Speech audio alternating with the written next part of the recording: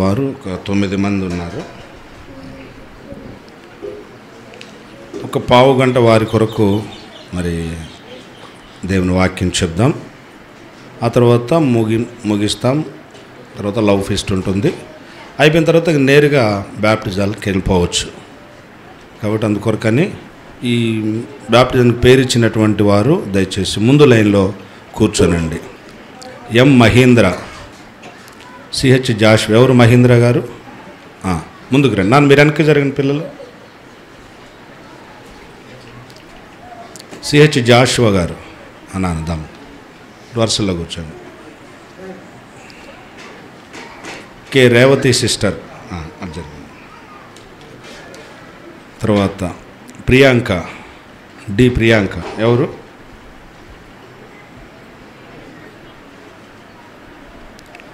జే Saini. Okay. కల్పన,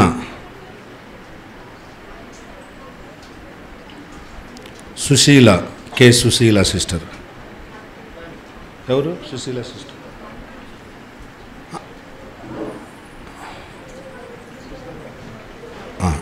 శశిది ఉన్నారు అక్కడ.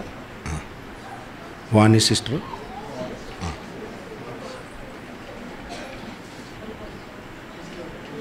Okay, కూర్చోండి. ఎవరు శశిదేవి గారు? కూర్చోండి తల్లి, కూర్చోండి. ఈ యొక్క తొమ్మండుగురికి మరి మనం బ్యాప్టిజం ఇవ్వాలి దినం. వారి నిమిత్తమనే కాదు, తీసుకోబోయే వారి నిమిత్తము, ఇంకా భవిష్యత్తులో నన్ను తీసుకోవాలన్నా తీసుకున్న వారికి కూడాను అందరికీ మరి ఆత్మీయ క్షేమార్థమై కొద్ది సమయము రెండు దేవుని యొక్క వాక్యాన్ని చదువుకుంటాం. మొదట మరి మత్తయి సువార్త. దయచేసి అందరూ బైబిల్ తీయండి. మరి ముఖ్యంగా బ్యాప్టిజం తీసుకునేటువంటి వారు మత్తయి సువార్త 3వ అధ్యాయము 13 నుండి 17 వరకు. నేను 13 చదువుతా, మీరు 14 చదవండి. అందరూ ఎవరు మాట్లాడొద్దు. ఆ సమయమున యోహాను చేత బాప్తిస్మము పొందుటకు యేసు గలిలయ నుండి యోర్దాను దగ్గరనున్న అతని యొద్దకు వచ్చెను.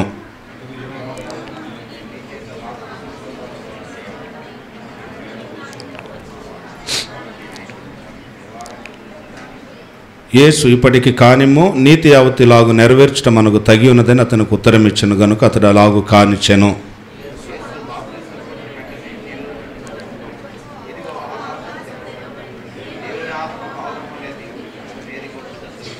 అందరం చదువుకుంటాం. మరియు ఇదిగో ఈయన నా ప్రియకుమారుడు, ఈయనందు నేను ఆనందించున్నానని ఒక శబ్దం ఆకాశం నుండి వచ్చాను. చదువుకున్న లేఖన భాగమును దీవించము, క్లుప్తంగా ఆయన మాటలు మేము ధ్యానించుకున్నట్లు సహాయపడు. యేసు ప్రభు నామమున వేడుకొనుచున్నాము తండ్రి. బాప్తిజం తీసుకునేటువంటి వారు ఎందుకు బ్యాప్టిజం తీసుకోవాలి అంటే మొదటి కారణము, ఒక ప్రాముఖ్యమైన కారణం. ఇది మనము ఆరాధించేటువంటి, మనము పూజించేటువంటి మన దేవుడు ఏం చేసినారు? ఆయన ఏం చేశారు? బాప్తిస్మం తీసుకున్నారు. మనము కాదు. ఎవరు తీసుకున్నారు? యేసయ్యే బాప్టిజం తీసుకున్నారు. అదొక మెయిన్ రీజన్ అన్నమాట. మనం బాప్టిజం తీసుకునే కారణం ఏంటిదంటే, మనము మన ప్రభువుని అనుసరించాలి. కాబట్టి నేను ఆరాధించేటువంటి నా దేవుడు బ్యాప్టిజం తీసుకున్నాడు కాబట్టి ఆయన పిల్లలమైన మనము కూడాను బ్యాప్టిజం తీసుకోవాలి. ఇదొక కారణం. రెండవదిగా,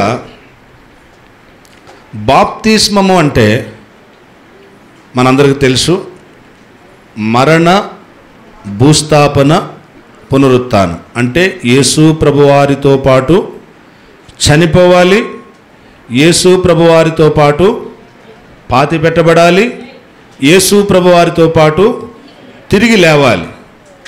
అర్థమైంది కదా? యేసు ప్రభువారితో పాటు చనిపోవాలి. బాప్తిస్మం అంటే అర్థం ఏంటిదంటే మరణము, భూస్థాపన, పునరుత్థానం ప్రభుతో పాటు.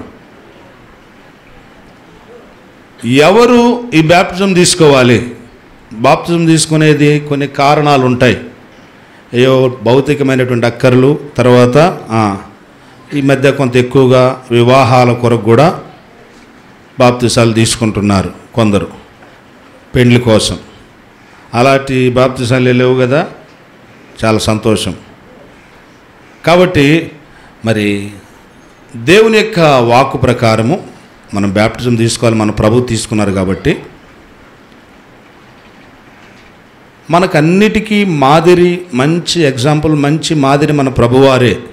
యేసు ప్రభువారి జీవితంలో నుండి ఒక 2-3 సందర్భాలు మీకు జ్ఞాపకం చేస్తా బ్యాప్టిజం గురించి. మొదటిది, యేసు ప్రభువారు బ్యాప్టిజం తీసుకునేదానికి ముందు ఎక్కడి నుండి వచ్చినారు, అది ప్రాముఖ్యమైంది.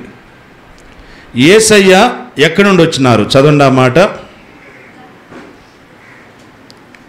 మొదటిది ఆయన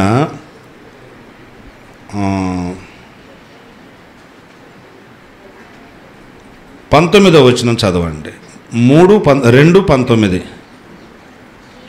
హేరోదు చనిపోయిన తరువాత ఇదిగో ప్రభువు దూత ఐగుప్తులో యోసేపునకు ప్రత్యక్షమై, నీవు లేచి శిశువును తల్లిని తోడుకొని ఇశ్రాయేలు దేశమునకు వెళ్ళుము. ఎక్కడి నుండి?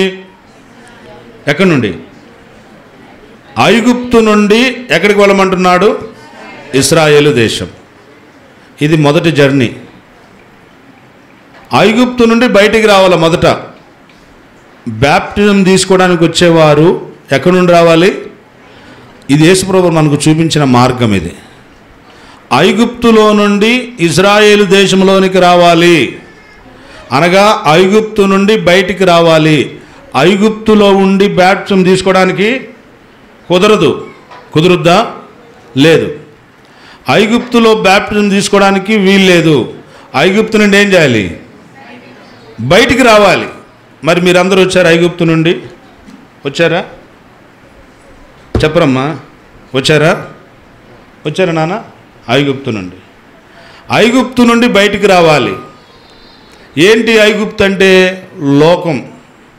మనం చెప్పుకుంటాం కదా, లోకము, పాపము, బంధకాలు, ఇవి.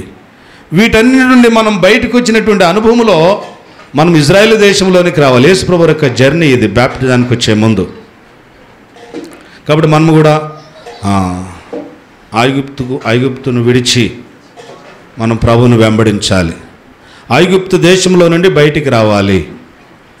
ఆ తర్వాత ఐగుప్తు నుండి వచ్చినటువంటి ఇశ్రాయేలీలు, లేదా ఐగుప్తు నుండి బయటకు వచ్చినటువంటి యేసు ప్రభువారు తర్వాత ఎక్కడికి వెళ్ళినారు ఆయన? ఆ మాట చదవండి. 22-23. అయితే అర్కెలాయు తన తండ్రి అయిన హేరోదునకు ప్రతిగా యూదయా దేశం ఏలుచున్నాడని విని అక్కడికి వెళ్ళవెరచి స్వప్నమందు దేవుని చేత బోధింపబడిన వాడై గలిలయ ప్రాంతములకు వెళ్ళినాడు. వెళ్ళి నజరేతను ఊరికి వచ్చినాడు. ఈ మాట గమనించండి. గలిలయ ప్రాంతానికి వెళ్ళి నజరేత్ అనేటువంటి ఊరికి వచ్చినాడు. ఐగుప్తు నుండి ఇజ్రాయేల్ దేశము నుండి గలిలయ ప్రాంతము నుండి నజరేతు. అక్కడ నుండి ప్రభువు ఎక్కడికి వచ్చినాడు? ఇప్పుడు ఆ మాట చదవండి. 13వ వచనం. ఆ సమయమున యోహాను చేత బాప్తిసం పొందుటకు యేసు గలిలయ నుండి యోర్దాను దగ్గరనున్న అతని యొద్దకు వచ్చెను. బ్యాప్టిజం తీసుకోవడానికి వచ్చేటువంటి వారు ఈ యొక్క ప్రయాణమై ఈ రకమైన జర్నీ చేయాలి. ఐగుప్తు నుండి బయటకు వచ్చిన వారు, గలిలయ నుండి బయటకు వచ్చిన వారు, నజరేతు నుండి బయటకు వచ్చినటువంటి వారు మాత్రమే యోర్దానులోనికి రాగలరు. కాబట్టి ఈ దినాన ఐగుప్తును వదిలిపెట్టాలి. పాట పాడుకోవటం కాదు. ఏం పాడతాం? ఐగుప్తును విడచినట్టి మీరు అరణ్యవాసులే ఈ ధారలో. ఐగుప్తును వదిలిపెట్టినామా? వదిలిపెట్టం. ఐగుప్తును వదిలిపెడితేనే నీవు నేను నజరేతుకు, గలిలయకు, ఇజ్రాయేల్ దేశానికి, నజరేతుకు, గలిలయకు రాగలం. ఈ ప్రయాణం చేస్తేనే మనము యోర్దాను దగ్గరికి రాగలము. మొత్తానికి మీరు ఐగుప్తు నుండి, గలిలయ నుండి, నజరేతు నుండి బయటకు వచ్చినారా లేదా? చెప్పాలి గట్టిగా. వచ్చారా? చాలా సంతోషం. ఇంకా ఐగుప్తుకు సంబంధించిన ఏమన్నా ఉన్నాయా? లేవు కదా. ఐగుప్తు నుండి బయటికి రావాలి మనం, వస్తేనే యోర్దాను దగ్గరికి రాగలం. మొత్తానికి చాలా సంతోషం. ఐగుప్తు నుండి, లోకము నుండి, పాపము నుండి విడిపించబడి రక్షణ మారు మనసు అనేటువంటి ఆత్మ కార్యము ద్వారా మనము మరి యోర్దానుకు సమీపించినాం, యోహాను దగ్గరకు వచ్చినాం. ఇక్కడ దేవుని యొక్క లక్షణాలు చూడండి. 14వ వచనం.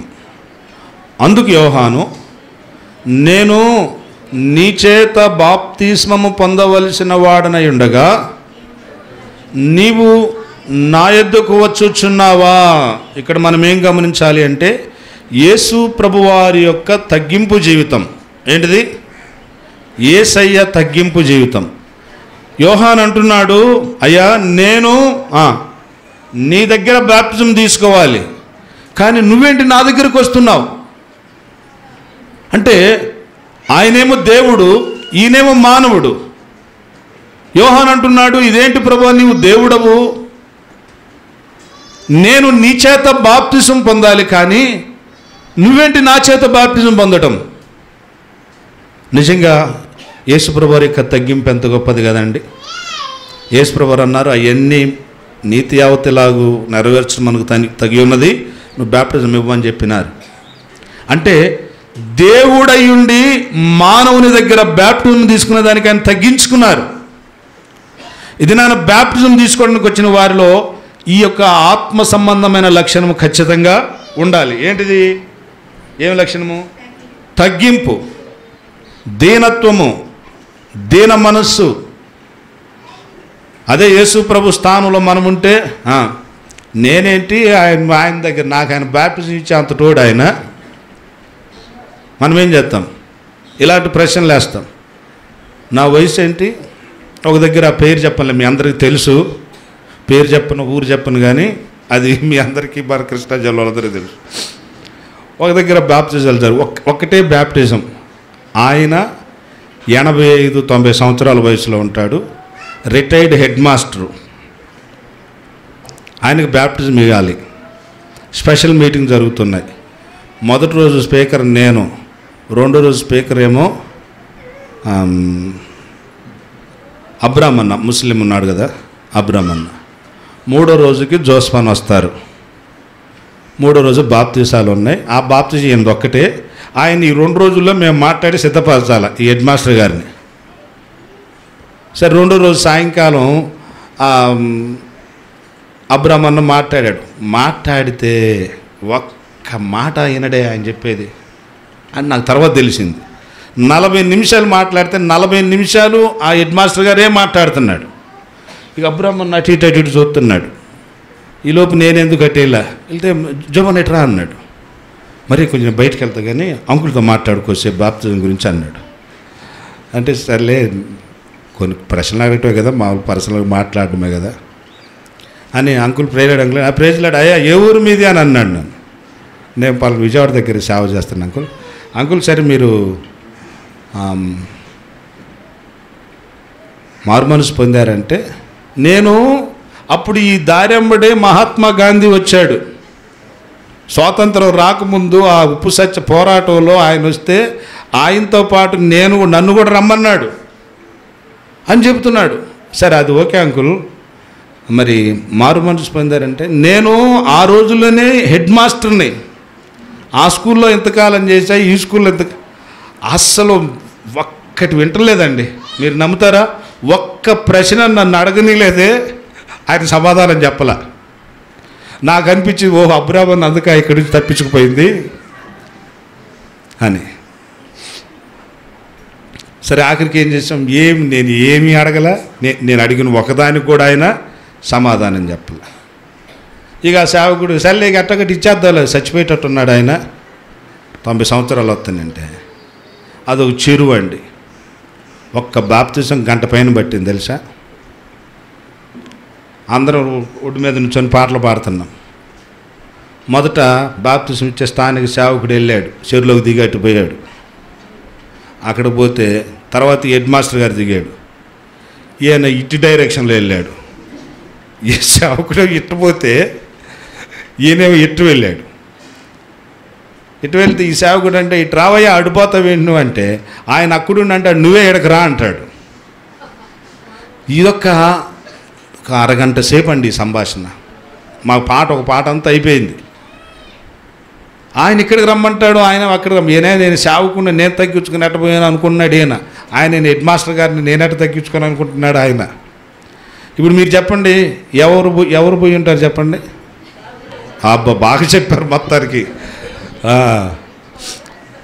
సేవకుడు ఏం చేశాడంటే ఆఖరికి ఆయన తగ్గించుకొని వెళ్ళాడు. ఎందుకు చెప్తున్నానంటే అది తగ్గింపు జీవితం అంటారు దాన్ని. యేసయ్య ఎంత దీనుడైపోయినాడు. ఇదే యోహాను యేసుప్రభు వారి గురించి చెప్పినాడు. మూడు సాక్ష్యాలు ఇచ్చినాడు.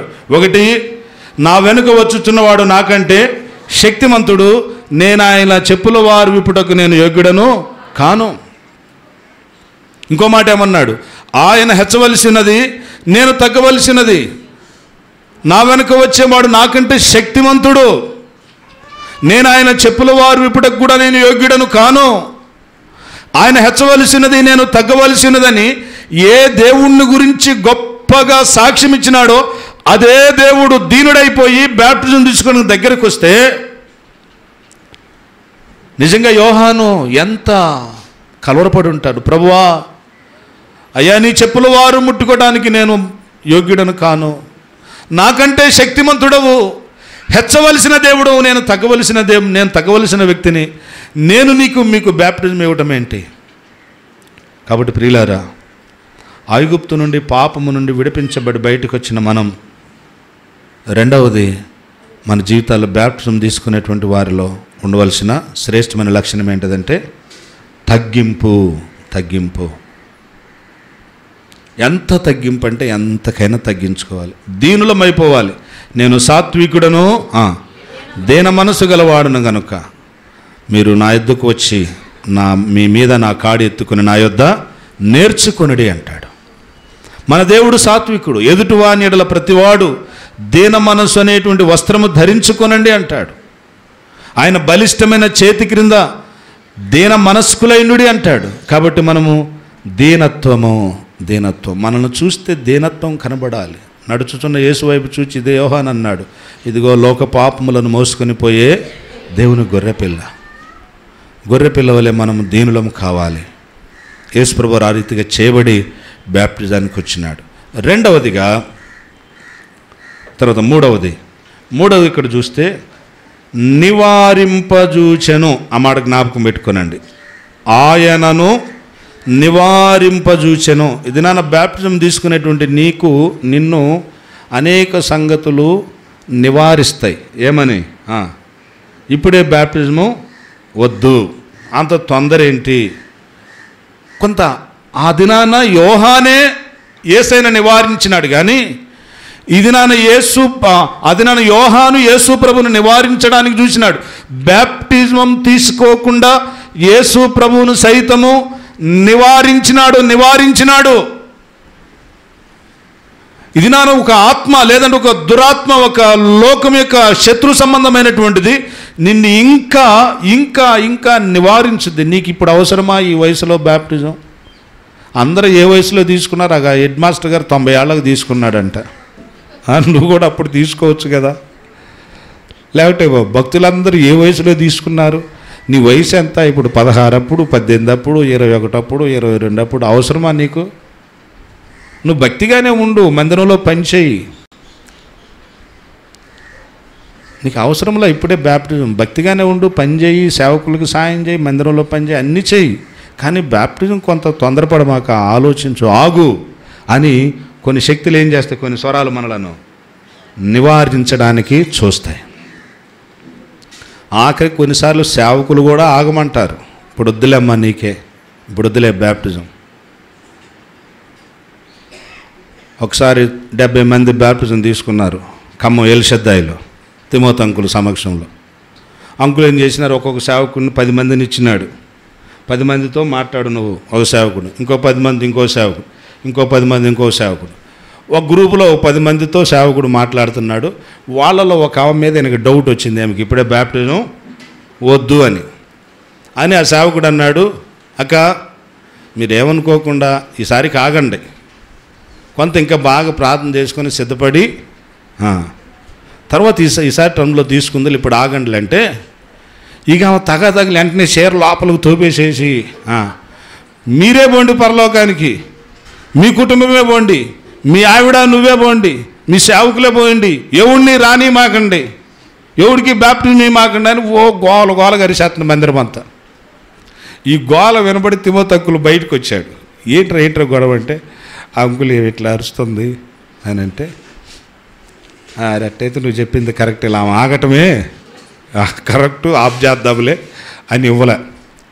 ప్రియులారా, నా తలంపు ఏంటంటే దేవుని పిల్లంగా మనము నీటి బ్యాప్టిజానికి వచ్చేటప్పుడు మనలను మనం సంపూర్ణంగా తగ్గించుకొని వేరే కారణాలు కాకుండా బ్యాప్టిజానికి వచ్చేటువంటి మనల్ని నివారించడానికి చూస్తారు. కొందరు నిన్ను నివారిస్తారు, నీ బంధువులు చెప్తారు, స్నేహితులు చెప్తారు. ఇప్పుడు తీసుకోవడానికి నిర్ణయం చేసుకున్న తర్వాత కూడా నీకు కొన్ని ఆలోచనలు వస్తాయి, ఇప్పుడే వద్దులే అని. కానీ ప్రియులారా, అలా నివారింపజూచినప్పుడు ఆ నివారణకు గురికాల యేసయ్య. ఈవెన్ బ్యాప్టిజం ఇచ్చే యోహాను సైతము యేసు ప్రభువును నివారించడానికి ప్రయత్నం చేసినాడు. ఇది నా సేవకుడే నిన్ను నివారించడానికి ప్రయత్నం చేయొచ్చు. నీ బంధువులు, నీ స్నేహితులు, సంఘస్థులు, విశ్వాసులు నీకు బాప్టిజం ఎందుకు, నువ్వు అప్పుడే బాప్టిజం తీసుకుంటే ఎట్లా నీ భవిష్యత్తు, నీ చదువు, నీ పెళ్ళి, నీ యొక్క మరి పేరెంటాలు, వీటన్నిటి సంగతి ఏంటి, మరి అవన్నీ అయిపోయాక తీసుకో. ఎన్ని రకాలైనటువంటి నివారించడానికి ఎన్నో సందర్భాలు మన దగ్గరకు వస్తాయి. అయితే మనము ఆ రకమైన నివారణకు మనము గురి కాకూడదు, పట్టించుకోకూడదు. మనం ఒకటే చెప్పాలి ప్రభువారి వలె, ఏంటిదంటే నీతి యావత్తు ఇలాగు నెరవేర్చుట మనకు తగి ఉన్నది. కాబట్టి ప్రియులారా, ఐగుప్తు నుండి, లోకము నుండి, పాపము నుండి బయటకు వచ్చిన మనం, రెండవది దీనత్వము, తగ్గింపు కలిగి, మూడవది ఎన్ని మనలను అభ్యంతరపరిచి నివారింపజూచే సంగతులు వచ్చినా పట్టించుకోకుండా ఏం చేయాలి, మనం నీతిని నెరవేర్చాలి, నీతిని జరిగించాలి, నీతిని నెరవేర్చాలి. బ్యాప్టిజంలో మనము సాక్ష్యం ఇవ్వాలి. ఎప్పుడైతే ఈ నీతిని నెరవేరుస్తావో ఒక 2 సందర్భాలు నీ ద్వారా జరగాలి. అవి ఇక్కడ మనం జ్ఞాపకం చేస్తా. మొదటిది, ఎప్పుడైతే యేసు ప్రభువారు, చదవండి 16-17, యేసు బాప్తిస్మము పొందిన వెంటనే నీళ్లలో నుండి ఒడ్డునకు వచ్చెను, ఇదిగో ఆకాశము తెరవబడెను, దేవుని ఆత్మ పావురముల దిగి అతని మీదకి వచ్చి చూచెను, మరియు ఇదిగో ఈయనే నా ప్రియ కుమారుడు. చాలు. నీవు బ్యాప్టిజం తీసుకొనుట ద్వారా ఒక అద్భుతమైనటువంటి సంగతి బహిర్గతం చేస్తున్నాడు పరిశుద్ధాత్మ దేవుడు. ఏంటి తెలుసా? ఏంటిది? ఈయన ఎవరు? నా ప్రియ కుమారుడు, ఈమె నా ప్రియ కుమార్తె. బ్యాప్టిజము ద్వారా జరిగేటువంటి ఒక అద్భుతమైన క్రియ ఏంటిదంటే, నీవు దేవుని బిడ్డవని బహిరంగంగా తెలియబడుతుంది.